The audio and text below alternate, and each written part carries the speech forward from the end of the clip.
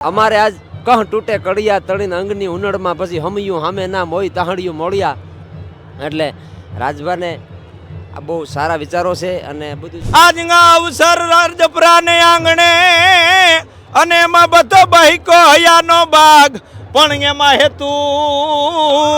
હેતુ અને મિત્રની હાજરી એ અમારે રાજભાને ધન રે ઘડી ધન ભાગ કે પ્રેમી તળાવ તણા તમે પાણી એ સાથ મળી સંપી રેજો અને આફળ જો હસતા હસતા તમારી પાળતણું રક્ષણ કરજો.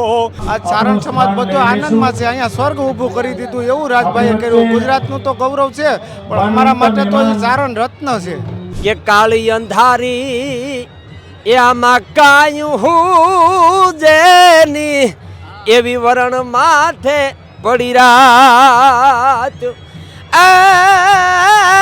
જાગતી જો તું મઢડાટી બે એ તું આયુગી પર બાત લાખા શીર લોબડી વાળી અન ભજા તું ભેળિયા વાળી અને માજ વાગે વાગે આજે અમાણે હરણાયું ને ઢોલ અમારી દીકરીયું ગાવે રે રવરાઈ માના ગીતડા. આ સમૂહલગ્ન એ માત્ર સમૂહલગ્ન છે એના કરતાં એક જ્ઞાતિની જે એકતા છે એ એકતાનું આ પ્રતીક છે. શું લાગે છે અહીંયા આવ્યા જો રાજભા દ્વારા આયોજન કરવામાં આવ્યું છે ત્યારે? આમાં તો કોઈ શબ્દ નથી અમારી પાસે એવા તો કે લગ્નની અંદર જે ઢોલને શરણાઈ વાગે અને જે લગ્ન રૂડા લાગે ને એવા કોઈ પણ વાદ્યમાં લાગતા નથી. કારણ કે ઢોલ અને શરણાઈ છે ને એ એક ધર્મનું પણ પ્રતીક છે. કે આવા હારા આવેલા દલડા વયા જાય ઈ કોઈ દી પાછા પાલવશે નહીં પણ જેમ માછલી દરિયામાં એ એકવાર વછૂટે કરથી વેરડા. રાજભા દ્વારા જે સમૂહ લગ્ન કરવામાં આવ્યા છે ત્યાં અત્યારે આમ તો ડાયરો જામ્યો છે. આ ડાયરો તો આમ સ્વરાજનો જૂનો ડાયરો છે કારણ કે ઘણી વખત તમે આમાં જોઈ લીધા છે સ્વરાજની અંદર. ત્યારે ફરી એક વખત આ સમૂહ લગ્નના પ્રસંગને અનુરૂપ તેમની સાથે આપણે વાત કરી છે. શું કહેશો આ રાજભા દ્વારા જે સમૂહ લગ્ન કરવામાં આવ્યા છે કેવી રીતે ભણવો છો? આ સમૂહ લગ્ન એ માત્ર સમૂહ લગ્ન છે એના કરતાં એક જ્ઞાતિની જે એકતા છે એ એકતાનું આ પ્રતીક છે. કારણ કે આમાં ગીર બરડો આલેચના નેસના તમામ ચારણો આ લગ્નની હારે જોડાયેલા છે અને આ લગ્નની સાથે સાથે સમાજની એકતા જળવાય. ત્યાર પછી સમાજના જે જૂના અમારા રિવાજો છે એ રિવાજો છે એ નવોદિત યુવાનો છે એમાં ધીમે ધીમે ઉતરે. તમે જોયું હશે કે બધા યુવાનોએ અમારા જે પોશાકો છે એ બધા યુવાનોએ ધારણ કર્યા છે. એટલે સમાજની એકતા છે. અને ભગત બાપુની એક જાણીતી કવિતા છે કે પ્રેમી તળાવ તણા તમે પાણી એ સાથ મળી સંપી રેજો અને આફળ જો હસતા હસતા તમારી પાળતણું રક્ષણ કરજો.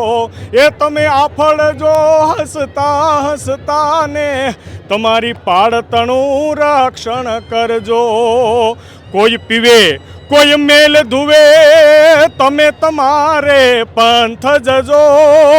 એ કોઈ સ્વાર્થ કારણ અવળા કરે તો ઈ પાણતિયાને તમે કહી દેજો. એ કોઈ સ્વાર્થ કારણ એ અવળા કરે તો ઈ પાણતિયાને તમે કહી દેજો. પ્રેમી તળાવ તણા તમે પાણી એ સાથ મળી સંપી રેજો. એ આફળ જો હસતા હસતા ને તમારી પાળતણું રક્ષણ કરજો.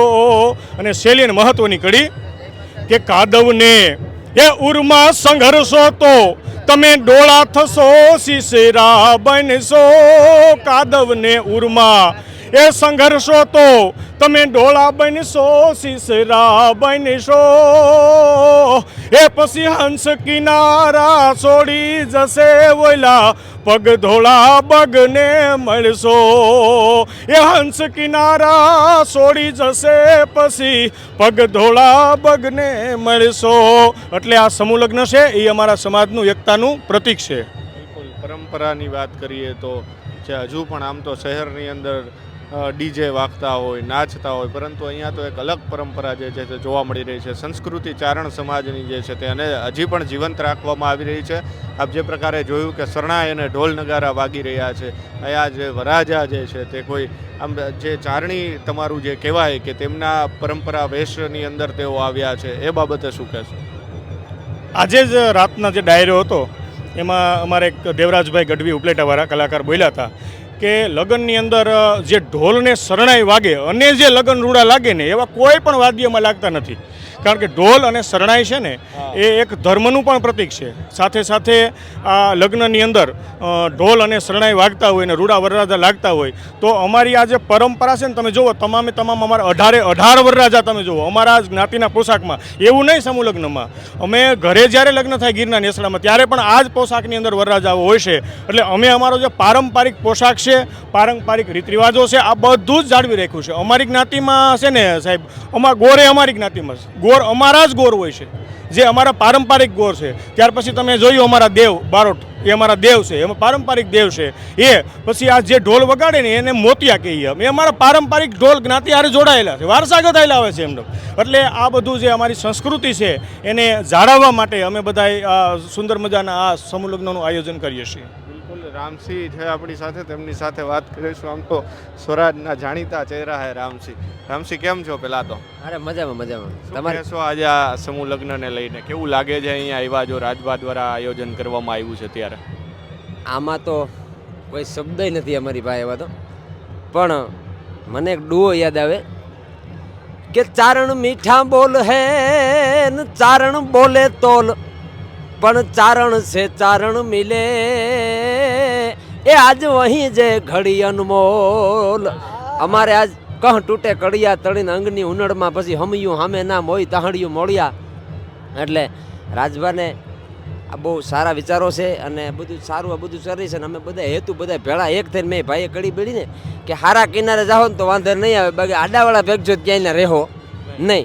એટલે એના માધ્યમથી અમે હાલી. એટલે ભગત બાપુની કે કાળી અંધારી એ આમાં કાયું હું જેની એવી વરણ માથે પડી રાત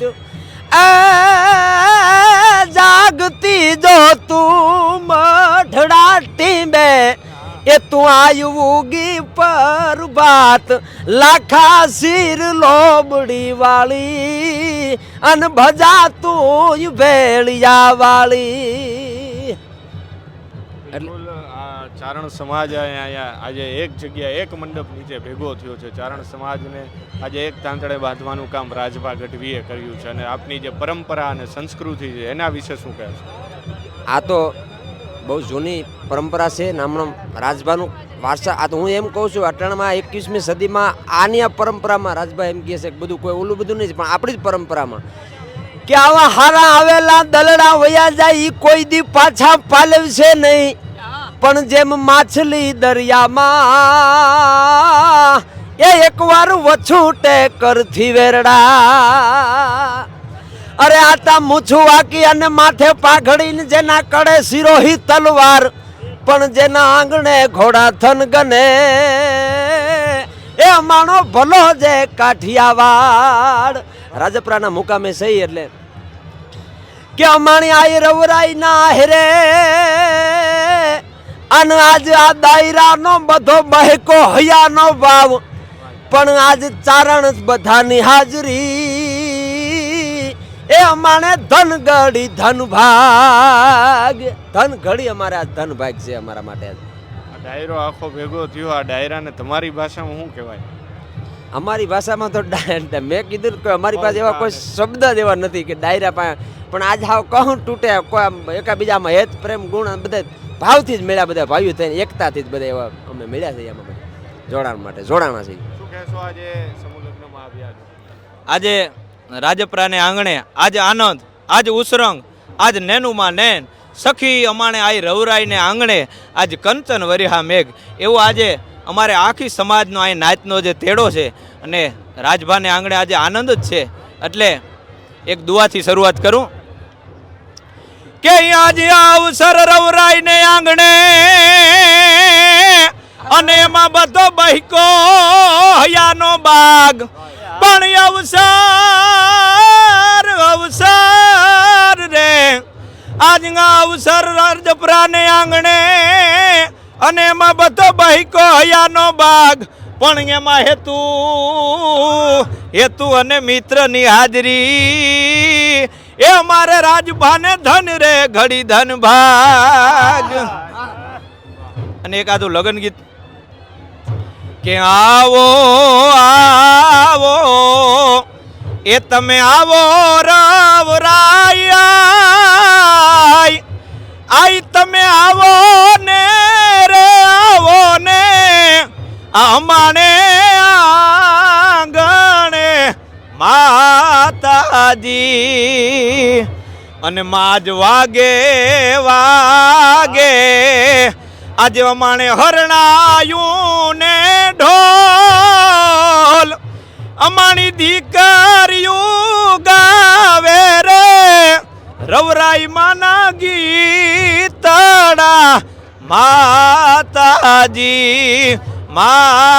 માતાજી કે મોળાવીરના ખટારા સૂટાને આ મોટર મજલે ચાલે માણારાજ. અમારા જે ચારણી પરંપરાના જે લગ્ન ગીતો છે આજ ઓલા નહીં મારા વીરને હરશો નક્કી ભૂખે મરશો એ નહીં પણ અમારી પરંપરાના આ બધા લગ્ન ગીત છે કે મોળા વીરના ખટારા સૂટાને આ મોટર મજલે ચાલે માણારાજ વીરા આપણે નેહડાના રે વાસી હવે હેરમાં ભૂલા પડ્યા માણારાજ. અને ઈથી આગળ કે ધમરેના હોનલાના સિંગ એ ધમરેના રૂપલાના સિંગ આજ હોનાની એ દોહરીએ દોરીડા જુતા માણારાજ એ માણારાજ. શું કહેશો, કેવા લાગી રહ્યા છે ને કેવું આયોજન? અમારા રાજભા દ્વારા આ ચોથી વખત લગ્ન છે. આ ચારણ સમાજ બધો આનંદમાં છે. અહીંયા સ્વર્ગ ઊભું કરી દીધું એવું રાજભાઈએ કર્યું. ગુજરાતનું તો ગૌરવ છે પણ અમારા માટે તો એ ચારણ રત્ન છે. બહુ આનંદ આવે છે આજે. આવા આમ તો સિટીમાં હવે આવા લગ્ન થતા નથી. અહીંયા પરંપરા અને સંસ્કૃતિ પણ દેખાઈ રહી છે. શું કહેશો? આ અમારી પરંપરા મુજબ જ અહીંયા લગ્ન કરવામાં આવે છે. અન્ય લોકો જે તેમની સાથે વાત, શું કહેશો આ લગ્નને લઈને? આ લગ્નમાં તો બહુ ખૂબ આનંદ આવે છે. આ પહેલા 14 દીકરીઓના લગ્ન કર્યા, પછી 19 દીકરીના, પછી 58 અને આજે 18 દીકરીઓના લગ્ન. ખૂબ આનંદ આવે છે. અમારી પરંપરા મુજબ છે અને આ નકરો આનંદ જ આવે છે. એમાં બીજું કઈ શબ્દ નથી એની માટે. આ લગ્નને લઈને એકાદો દુહો તો લલકારો. આજ આનંદ, આજ ઉત્સાહ, આજ નેણોમાં નેણ સખી અમારા શેરમાં આજ કંચન વરિયા મેં એવો આનંદ આવે છે. રાજભાને માતાજી કરોડ વરાના કરે, બહુ આનંદ આવે. રાજભા વિશે જેટલું વખાણ કરીએ ને એટલા ઓછા. નીકળો આનંદ કરવાનો છે. મોજ. દર વર્ષે આવા લગ્ન થવા જોઈએ. હા, દર વર્ષે. આ 4થું વર્ષ છે. અને આ લગ્ન છે તેનું આયોજન કરવામાં આવી રહ્યું છે ને જે ચારણ સમાજના લોકો છે તે પણ કહી રહ્યા છે કે આવા લગ્ન છે તે વર્ષો વર્ષ સુધી થતા રહેવા જોઈએ.